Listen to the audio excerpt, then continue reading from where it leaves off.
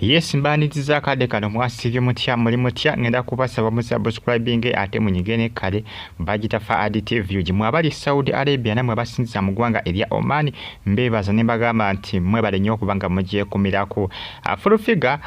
munange alemeddeko agamba nti ajja genda alumbe ku mutana ya Tamale mirundi senior onalaga nti tanawera onagamba nti bamuswaza era bakola ki bamulabisa ne mutabani we Tamale mirundi junior yalaga nti full figure tagenda kubanga amwanukula yagamba nti yakoye ebintu by'okuvuma era agamba talina muntu gwagenda kwanukula wabula agambye full figure yetatebwe tatazi akole ki agende nze full figure yogeranga ebintu bino Tamale mirundi senior ng'akyali mulamuga nnyo wa just byakusaaga full figure agamba gwe Tamale mirundi junior bona nyiza njagenda njikole ki yagenda nkunamira entaana ya kitaawo full figure sebo yesoma agamba nti ajja genda agikunamire ajja genda agirumbu bakugikubako miga agikubeko migo kwa agamba nti Tamale mirundi senior yamuliisa akakanja binagwerawa mbade manye ebyomufu byawedde ne mama full figure alimeddeko nga betwalanga ne Tamale mirundi senior mbade manye full figure abivuddeko ne full figure agatanna bivaako alabika ndooza akyabiriko era temumwewunyanga alumpi entaana ya Tamale mirundi senior nga bamukwatidde eri gye baziika esalizeri ekaliisizo salizeri ekaliisizo temwewuunya ng'alumbi ekyotera agambye Tamale mirundi junior mwanvumanga ne kitaabo mwanswazanga mwandeebuukanyanga mwakolanga biki nja kugirumba abasinga beebuuza full figure wafa ki n'ensi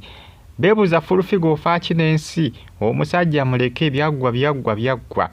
byagwa mukwase Katonda yaba mu kukangavulira bw'aba yakola ebibi ofa ki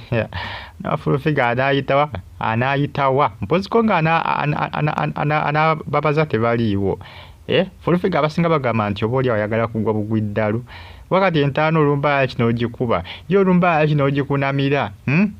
kubanga ayinza okufuna chance abantu bayinza obutabaawo nga baggwawo dda kubanga olaba abantu baatuka okubba ebintu by'omu nnyumba kibategeeza abantu ndowooza balaka tewabeerawo bantu bangi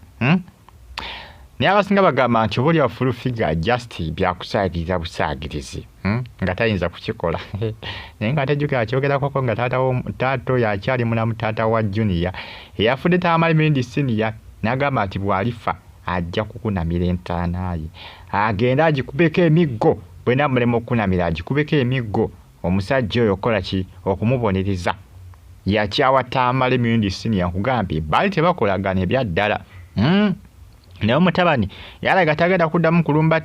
full figure wabula yamugambye gwe tantala ogendeyo ekyotera olabe kibajja okukola wegendayo bugenzi ekyotera olabe kibajja okukola sijja kayana naawe yamugambye sijja kayana naawe gegendayo bugenzi ekyotera ojja kulaba kibajja okukola yamugambye gendayo bugenzi ojja kulaba kibajja okukola full figure baya baaki naye bannange full figure baya baaki omuntu yafudde ne ssebo akyalemedde ku nsonga akyalemedde ku nsonga aya onaawulira gyebigenda okubanga bikomekerera nze mbadde manye ebintu yabivaako naye weetegeeza amawulire agatambulatambula galaga nti ensonga akyaziriko nti ekisungu alina kingi ate si yakola ku Soti TV bannaye ebintu byeboogerako full figure avumirako abantu ku Soti TV live bannange simanyi UCC oba eri kuki avuma abantu Pastor Bugingo tanyega naye nga atejjukira UCC yamuwoningakoko okususpensinga oba okugiwa suspe TV ya Soti TV okugiyimirizaamu okugiwumuzaamu okumala akabanga naye simanyi Pastor Bugingo alowooza ki full figure avumirako abantu pulogulaamu yaabwe ey'okumakya avumirako abantu kati wuuyo ayagala genda kulumba malaalo ga musajja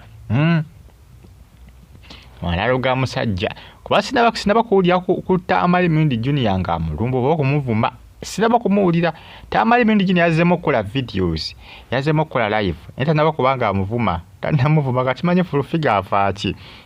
neebuuza kyafa sikitegeera entaana y'omusajja agyagaza ki biri byaggwa oli yafudde takyayinza kudda asigale busigazi ku nsi kasita amulekedde ensi asigale busigazi ku nsi kasita ye ku nsi akyaliko yeeyagale Waita mali bintu jini yagambye sikana kudamu kukuvuma full figure ndakutadde nakuvuddeko byawedde biri byakomeka kasatata yafudde ngwe nakwesonyiye twakutwalaganya tata niye esaazo setaganya okutwalaganya byanyumiranga nnyo nga tulina taata ne kati bikyanyuma omutabani agamba nti ebyokuwalabula full figure byamenyumira nnyo nga ne taata ne kati tebikyayinza munyumira wanagamba okumuwalabula full figure mbagambye yesibye ku ntaana y'omusajja abasinga bagamba full figure ntaana y'omusajja ojagaza ki oliweera akaayi ogira enankani ogira abantu story ki entaana y'omusajja ojagaza ki naye nga yita amale Julia amugambe gwe tantala ogende olabe kye banaakukola ate nze nzikayana naawe bwegendayo bugenzi olabe kye bajja okukukola onampuulirira kye bajja okukukola musabuscribinge munyigene kale bagita Fahad TV jimbagala nnyo mwena era mbeebaza ne bagamba nti muli big nnyo kubanga mugifollowinga byebyo omusajja azikiko ku lunaku lw'Sunday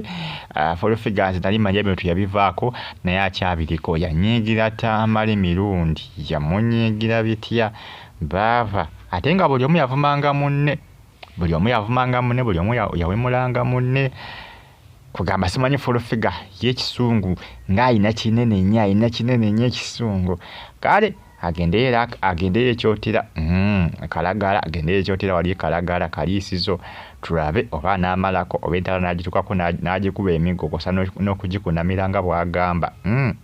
byebyo bemukola ebitambula akadde kano ku mitimbagano egya social media bagita Fahad TV jimbagala nnyo mwena era mbeebaza ne mbagamba nti muli b'amaanyi nnyo okuba nga mugyekumirako bagita Fahad TV updates mba nazo eziba trendinga okwetula eggwanga Uganda UCC abantu banjavudde nga basaba UCC nti ebeeko kyekola ku full figure oyo nti avuma abantu ku TV live ate nga ebyokuvuma ku TV abantu live tebikkirizibwa okuwebula abantu bagambye UCC abantu basiba bagamba UCC ebeeko kyekola ku Solo TV twisabe UCC egenda kukolawo ki kubanga full figure kiraga nti asusa nnyo programu eyo gyawuliriza ku makya ne Ssenkubuge